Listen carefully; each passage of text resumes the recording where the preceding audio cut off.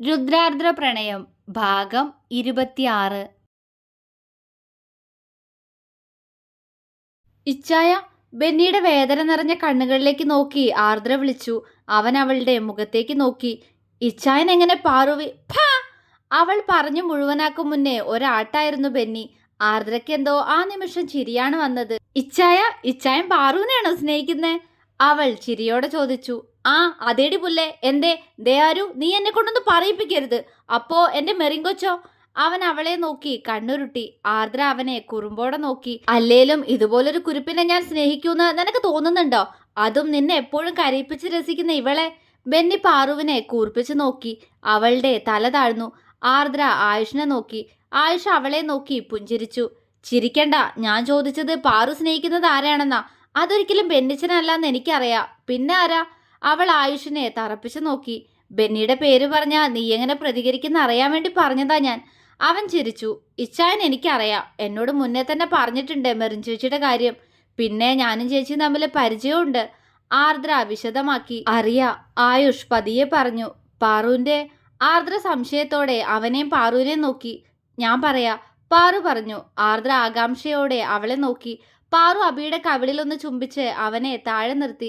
അമീർ, എന്റെ പ്രണയം, എന്റെ മാത്രം മിമി. പാറുവിന്റെ സ്വരം ആർദ്രമായി. ആർദ്ര ഞെട്ടിപ്പോയി. മുസ്ലിമാണോ? അവൾ പകപ്പോടെ ചോദിച്ചു. അതെ, പാറു പറഞ്ഞു. ആർദ്ര അല്പനേരം അവളെ തന്നെ നോക്കി നിന്നു. എന്നാൽ അടുത്ത നിമിഷം അവൾ എല്ലാം മറന്ന് പൊട്ടിച്ചിരിക്കാൻ തുടങ്ങിയിരുന്നു. ആയുഷ് വർഷങ്ങൾക്ക് ശേഷം കാണുന്ന അവളുടെ നിറഞ്ഞ ചിരിയിലേക്ക് പ്രണയത്തോടെ നോക്കി. എന്താ? അവളുടെ ചിരി നിൽക്കുന്നില്ല എന്ന് കണ്ടതും പാറു കുറച്ചുറക്കെ അവളോട് ചോദിച്ചു. എന്നിട്ടും ചിരി നിർത്താൻ പറ്റാതെ ആർദ്ര വാപ്പൊത്തി പിടിക്കുകയാണ് ചെയ്തത്. എന്താടി? പാറു അവളെ കൂർപ്പിച്ചു നോക്കി. അയ്യോ, എനിക്ക് വയ്യായേ. ബെന്നിച്ച, നിങ്ങൾ കേട്ടില്ലേ? ഇവള് സ്നേഹിക്കുന്ന ചെക്കൻ്റെ പേര് അമീർ എന്നാന്ന്. ആർദ്ര ചിരിയോടെ ബെന്നിയോട് പറഞ്ഞു. ബെന്നിയും ആയുഷും പരസ്പരം മുഖത്തോട് മുഖം നോക്കി പുഞ്ചിരിച്ചു. അവൾ ചിരിക്കുന്നതിന്റെ കാരണം ആർക്കും മനസ്സിലായിട്ടില്ലെങ്കിലും ആയുഷിനും ബെന്നിക്കും വ്യക്തമായി മനസ്സിലായിരുന്നു. ഒന്ന് പറയുന്നുണ്ട് ആരു, നീ എന്തിനെങ്ങനെ ചിരിക്കുന്നതെന്ന്? എനിക്ക് ദേഷ്യം വരുന്നുണ്ട് കേട്ടോ, പാറു ചുവന്ന മുഖത്തോടെ പറഞ്ഞു. ആർദ്ര അവളുടെ മുന്നിൽ പോയി നിന്ന് അവളെ നോക്കി മനോഹരമായി പുഞ്ചിരിച്ചു. ആദ്യമായി മനസ്സറിഞ്ഞുകൊണ്ട് ആർദ്ര അവൾക്കായി നൽകിയ പുഞ്ചിരി. പാറുവിന്റെ മുഖം വിടർന്നു പോയി. എനിക്ക് ഒത്തിരി സന്തോഷായി പാറു, ആർദ്ര പറഞ്ഞു. പാറുവിന്റെ മുഖം ചുളിഞ്ഞുപോയി. എന്തിന്? അവൾ ചോദിച്ചു. നിനക്ക് ഓർമ്മയുണ്ടോന്നറിയില്ല, കുറച്ചു മുന്നേ പോലും രുദ്രേട്ടൻ അത് പറഞ്ഞതാ. എങ്കിലും ഈ അവസരത്തില് ഞാനത് വീണ്ടും നിന്നെ ഓർമ്മിപ്പിക്കുക. ആർദ്ര അവളെ നോക്കി ഗൗരവത്തോടെ പറഞ്ഞു. പാറു എന്താ എന്ന പോലെ അവളെ നോക്കുന്നുണ്ട്. ഒരു അന്യമതസ്ഥന്റെ കൂടെയുള്ള ഈ കൊഞ്ചലും കുഴയിലൊന്നും ഇവിടെ നടക്കില്ല ആർദ്രെ. കേറി പോകത്ത്. ആർദ്ര ഗൗരവം നിറഞ്ഞ കാർത്തികേയന്റെ സ്വരത്തോടെ അവളോട് പറയാൻ ശ്രമിച്ചു. നമ്മുടെ മുത്തശ്ശൻ, സോറി, നിന്റെ മാത്രം മുത്തശ്ശൻ ഒരിക്കൽ എന്നോട് പറഞ്ഞതാ ഇത്. അതും ഞാൻ ഇച്ചായനോട് അടുക്കുന്ന കണ്ടിട്ട്. അവൾ പുച്ഛിച്ചു. പാറു അവളെ ദയനീയമായി നോക്കി. അന്നത് പറഞ്ഞപ്പോ എനിക്ക് ഒരുപാട് സങ്കടം തോന്നി. പക്ഷെ ഈ നിമിഷം ഉണ്ടല്ലോ, അത് മതി എനിക്ക്. ഒരു സഹോദരനെ പോലെ കണ്ട ഇച്ചായനെയും ചേർത്ത് പറഞ്ഞ് അന്ന് അയാൾ എന്നെ അപമാനിച്ചു. ഇപ്പൊ നീ, ഞാൻ എങ്ങനെയാ പാറു നിന്നോട് നന്ദി പറയണ്ടേ? അയാൾക്കിട്ട് ഇതിലും നല്ലൊരു പണി കൊടുക്കാനില്ല. അമീർ ഒരു മുസ്ലിം അന്യമതസ്ഥൻ, കൊള്ള. ആർദ്ര ചിരിയോടെ പറഞ്ഞതും പാറു മറുപടിയില്ലാതെ അവളെ വെറുതെ നോക്കി നിന്നതേ ഉള്ളൂ. അമീർ എന്റെ കൂടെ മെഡിസിന് പഠിച്ചതാ. അല്പനേരം കഴിഞ്ഞതും പാറു പറഞ്ഞു തുടങ്ങി. ആർദ്ര അവളെ കേൾക്കാനായി അവളിൽ തന്നെ ശ്രദ്ധ പതിപ്പിച്ചു. സെയിം ക്ലാസ്, ഫ്രണ്ട്സ് ആയിരുന്നു. നല്ല കമ്പനിയായിരുന്നു അവൻ എന്നോട്. ഒരിക്കൽ അവൻ എന്നെ പ്രപ്പോസ് ചെയ്തു. ഞാൻ ശരിക്കും ഞെട്ടിപ്പോയിരുന്നു. പക്ഷേ എൻ്റെ ചെക്കൻ്റെ പ്രപ്പോസൽ കണ്ടപ്പോഴേ ഞാൻ വീണുപോയിട്ടോ. അവൾ ചിരിയോടെ ആ നിമിഷം ഓർത്തെടുത്തു. കോളേജിൽ നിന്നും അമീറിൻ്റെയും ഫ്രണ്ട്സിൻ്റെയും കൂടെ ഒരു ചായ കുടിക്കാമെന്ന് കരുതി പുറത്തേക്ക് ഇറങ്ങിയതാണ് പാറു. പെട്ടെന്ന് അമീർ അവളുടെ കൈ പിടിച്ച് അവളെയും കൂട്ടി അല്പം മാറി നിന്നു. അന്ന് നല്ല മഴയുള്ള ദിവസമായിരുന്നു. അതുകൊണ്ട് തന്നെ അവർ പുറകിലില്ലെന്ന് ഫ്രണ്ട്സും ശ്രദ്ധിച്ചിരുന്നില്ല. എന്താ അമീർ, എന്തിനാ ഇങ്ങോട്ട് വന്നേ? പാറു ചോദിച്ചു. അവൻ പെട്ടെന്ന് നനഞ്ഞ അവൻ്റെ കൈകളാൽ അവളുടെ കവിളിനെ പൊതിഞ്ഞു പിടിച്ചു. പാറു വിറയലോടെ അവനെ നോക്കി. അമീർ, അവൾ വിറച്ചുകൊണ്ട് വിളിച്ചു. പഠിത്തമൊക്കെ കഴിഞ്ഞിട്ട് നമുക്കങ്ങോട്ട് കെട്ടിയാലോടി. എനിക്ക് നിന്നെ പിരിയാൻ കഴിയില്ല വേണി. അത്രയ്ക്ക് എനിക്ക് നിന്നെ ഇഷ്ടാ, അവൻ ആർദ്രമായ സ്വരത്തിൽ അവളോട് പറഞ്ഞു. പാറു ഞെട്ടലോടെ അവനെ നോക്കി. അമീർ, അവൾ പകപ്പോടെ വിളിച്ചു. മറുപടി ഇപ്പൊ പറയണ്ട, ആലോചിച്ചിട്ട് പതുക്കെ പറഞ്ഞാൽ മതി. എന്നെ കെട്ടുന്നോണ്ട് നിനക്കൊരിക്കലും മതം മാറേണ്ടി വരില്ല. നീ എന്നും എൻ്റെ വേണി തന്നെ ആയിരിക്കും. ഈ ജാതി മതമെല്ലാം മനുഷ്യനുണ്ടാക്കിയതല്ലേ. നീ നിന്റെ മതത്തിൽ തന്നെ വിശ്വസിച്ച് ജീവിച്ചാൽ മതി. നീ നിന്റെ ദൈവത്തെ പ്രാർത്ഥിക്കുമ്പോൾ നിന്റെ അടുത്ത് നിന്നിട്ട് ഞാൻ എൻ്റെ പടച്ചോനെ പ്രാർത്ഥിച്ചോളാം. ഇത് അമീറിൻ്റെ വാക്കാ. പണ്ട് മൊയ്തീൻ കാഞ്ചനമാലയോട് പറഞ്ഞതുപോലെ, വാക്കാണ് ഏറ്റവും വലിയ സത്യന്റെ വേണി. അവൻ അവളുടെ നെറ്റിയിൽ നെറ്റിമുട്ടിച്ചുകൊണ്ട് കുറുമ്പോടെ പറഞ്ഞു. പക്ഷെ പാറു ആകെ അന്തം വിട്ട് അവനെ നോക്കി നിൽക്കുകയാണ്. അവന്റെ കുസൃതി ഒളിപ്പിച്ച നീലക്കണ്ണുകളിൽ അവൾ നോക്കി നിന്നു. എങ്ങനെ ഉണ്ടടി എന്റെ പ്രപ്പോസൽ? അവൻ അവളെ നോക്കി കുറുമ്പോടെ ചോദിച്ചു. നിനക്ക് ഭ്രാന്താ? അവൾ അവനെ നോക്കി എങ്ങനെയൊക്കെയോ പറഞ്ഞു. സത്യത്തിൽ അവൻ പ്രപ്പോസ് ചെയ്തപ്പോഴേ പെണ്ണ് വീണുപോയിരുന്നു. Yes, I am mad. പക്ഷേ ആ ഭ്രാന്ത് നിന്നോടാ. ഞാൻ എൻ്റെ ഉമ്മച്ചിയോടും ഉപ്പച്ചിയോടും പറഞ്ഞ് സമ്മതിപ്പിക്കാം. നീ ഇത് പറ, വിൽ യു മാരി മീ? അവൻ കള്ളച്ചിരിയോടെ ചോദിച്ചു. അവൾക്ക് ചിരി വന്നു. പോടാ, അവൾ അവന്റെ നെഞ്ചിലായി ഇടിച്ചു. ഐ ലവ് യു വേണി, അവൻ പ്രണയം നിറഞ്ഞ സ്വരത്തോടെ പറഞ്ഞു. അവൾ പിടച്ചിലോടെ ആ മിഴികളിലേക്ക് നോക്കി. ഒരുപാട് ആലോചിച്ചിട്ട് ഒരു മറുപടി തന്നാ മതി കേട്ടോ. ഞാനായതുകൊണ്ട് പറയല്ല, എന്നെ സഹിക്കാൻ നിനക്ക് കുറച്ച് പാടായിരിക്കും. അവൻ അവളുടെ കവിളിൽ നുള്ളിക്കൊണ്ട് പറഞ്ഞു. ആണോ, ഞാൻ ആലോചിക്കട്ടെ. അവളിലും കുറുമ്പ്. മതി, ആലോചിച്ചിട്ട് മതി.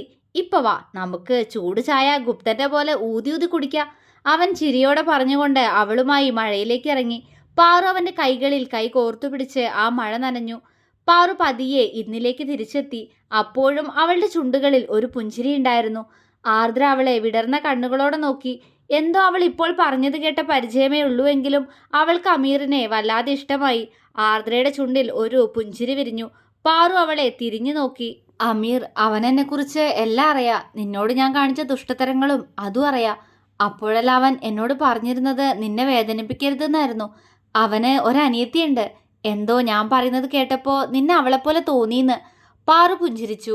ആർദ്രയുടെ ചുടികളും വിടർന്നു പോയി. എന്നിട്ട് നീ ആളോട് എപ്പോഴാ എസ് പറഞ്ഞേ? ആർദ്ര ചോദിച്ചു. അവനോട് പറയും മുന്നേ ഞാൻ ആദ്യം എല്ലാം തുറന്നു പറഞ്ഞത് ആയിഷേട്ടനോടാ. അവള് പറഞ്ഞതും ആർദ്ര സംശയത്തോടെ ആയുഷിനെ നോക്കി. അതെ ആദി, ഇവള് അന്ന് തന്നെ എന്നോടെല്ലാം പറഞ്ഞായിരുന്നു. ഇവൾക്ക് ഇങ്ങനെ ഒരു ഇഷ്ടം അവനോട് തിരിച്ചു തോന്നുന്നുണ്ടെങ്കിൽ എസ് പറയാൻ പറഞ്ഞു ഞാൻ. ആയുഷ് പറഞ്ഞു നിർത്തി. ഓ, അപ്പൊ അതായിരുന്നോ നീയും ഇവളും കോളേജിൽ വെച്ച് എപ്പോഴും തനിച്ച് സംസാരിച്ചിരുന്നേ? എന്നെ കാണുമ്പോ സംസാരം നിർത്തും. ബെന്നി വായിൽ വിരൽ വെച്ച് ആ നിമിഷം ഓർത്തെടുത്തു. അതെ, ഇപ്പാരോടും പറയണ്ടാന്ന് പീലിയുടെ തീരുമാനമായിരുന്നു. ഒന്നാമത് 2 മതം. ആരെങ്കിലും അറിഞ്ഞാ മുളയിലെ നുള്ളിപ്പോ അവരുടെ പ്രണയെന്ന പേടിയായിരുന്നു ഇവൾക്ക്. ആയുഷ് ചിരിച്ചുകൊണ്ട് പറഞ്ഞു. ആർദ്ര ബെന്നിയെ ദേഷ്യത്തോടെ നോക്കി. അത് പിന്നെ എനിക്കറിയത്തില്ലല്ലോ കൊച്ചെ, ഇവരുടെ മനസ്സിലെന്താന്ന്. അതുകൊണ്ടാണ് ഞാൻ അന്ന് നിന്നോട് അങ്ങനെയൊക്കെ പറഞ്ഞ്. അല്ലാതെ ഇച്ചായൻ മനഃപൂർവ്വം എൻ്റെ കൊച്ചിനെ സങ്കടപ്പെടുത്തുവോ? ബെന്നി അവളോട് വാത്സല്യത്തോടെ പറഞ്ഞു. ആർദ്ര കനപ്പിച്ചൊന്നു മൂളി. പാറു ആയുഷും ബെന്നിയെ നെറ്റിച്ചുളിച്ചു നോക്കി. നീ ഇതെന്തൊക്കെയാ ബെന്നി പറയുന്നേ? നീ ആദ്യോട് എന്തു പറഞ്ഞു എന്നാ? ആയുഷ് അവനോട് സംശയത്തോടെ ചോദിച്ചു. എടാ, അത് നീ ഇവളെപ്പോഴും എന്നെ കാണുമ്പോൾ സംസാരം നിർത്തും. പിന്നെ ഇവളെപ്പോഴും നിന്റെ അടുത്ത് തന്നെ. അപ്പോൾ ഞാൻ കരുതി ഇവൾക്ക് നിന്നോട് എന്തോ ഒരു ഇഷ്ടമുണ്ടെന്ന്. അത് ഞാൻ നൈസായിട്ട് കൊച്ചിനോടൊന്ന് സൂചിപ്പിച്ചായിരുന്നു. ബെന്നി നിഷ്കളങ്കമായി പറഞ്ഞു. എടാ പന്നി! ആയുഷ് അവനെ നോക്കി കൈ ചുരുട്ടി. പൊന്നളിയ, നീ ക്ഷമി. നിന്റെ ഒന്നും മനസ്സ് വായിക്കാനുള്ള കഴിവ് എനിക്കില്ലല്ലോ. ഉണ്ടായിരുന്നെങ്കിൽ ഞാൻ ആരിനോട് ഇങ്ങനെയൊക്കെ പറയുമായിരുന്നോ? ബെന്നി ദയനീയമായി പറഞ്ഞു. ആയുഷ് അവനെ നോക്കി ദേഷ്യത്തോടെ ചുമരിൽ ആഞ്ഞടിച്ചു. കൈ ഒടിക്കല്ലേ അളിയ, ബെന്നി പറഞ്ഞു. മിണ്ടാതിരിയടാ നാറി. ആയുഷ് അവനെ കൂർപ്പിച്ചു നോക്കി. ബെന്നി പെട്ടെന്ന് വായിക്ക് സിബിടുന്നത് പോലെ കാണിച്ചു. അത് കണ്ട് എല്ലാവർക്കും ചിരി വന്നു. എന്നിട്ട് അമ്മയ്ക്കോട് ഇഷ്ടം പറഞ്ഞോ? ആർദ്ര പാറുവിനോട് ചോദിച്ചു. പാറു പുഞ്ചിരിച്ചു. 2 ദിവസം കഴിഞ്ഞപ്പോ പറഞ്ഞു. കേട്ടപ്പോ അവന് നല്ല സന്തോഷം. പാർവണ അവൻ ആദ്യം തൊട്ടേ വേണിയായിരുന്നു. അപ്പൊ ഞാനും അവനൊരു പേരിട്ടു, മിമി. ഒരുപാട് പ്രണയിച്ചു ഞങ്ങള്. ഒരു കുറുമ്പനാവൻ, ചൈൽഡിഷ് ക്യാരക്ടറാ. അവൾ അവനെ കുറിച്ച് വാചാലയായി. മതി മതി, തൽക്കാലം നിന്റെ റൂട്ട് അവിടെ നിൽക്കട്ടെ. ഇവിടെ ഇപ്പൊ അതിലും വലിയ കാര്യം ഇവരുടേതാ. ആദ്യം അത് സോൾവ് ആക്കാം. ബെന്നി പെട്ടെന്ന് ഇടയ്ക്ക് കയറി. പാറു ശരിയെന്ന പോലെ തലയാട്ടി. ആയുഷ്, ഇനി ഞങ്ങളിവിടെ നിൽക്കണോ? നീ ഇവള് മാത്രം മതി നിങ്ങൾക്കിടയില്.